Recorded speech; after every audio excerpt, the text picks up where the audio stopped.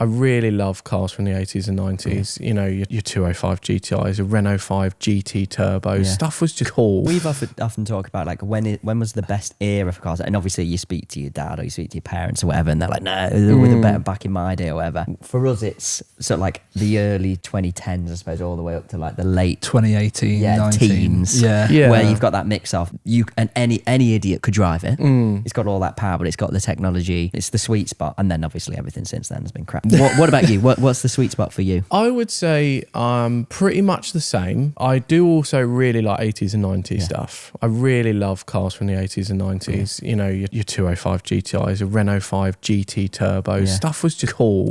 And I feel like even if you weren't into cars, you still liked them. Whereas now it's just, you know, an appliance as such. People, you know, if you're not into cars, there's nothing there. But apart from, you know, like I really like the new Renault 5, the electric one, because it's all about the design of it. And it's just cool and funky, and it's something a bit different. Yeah.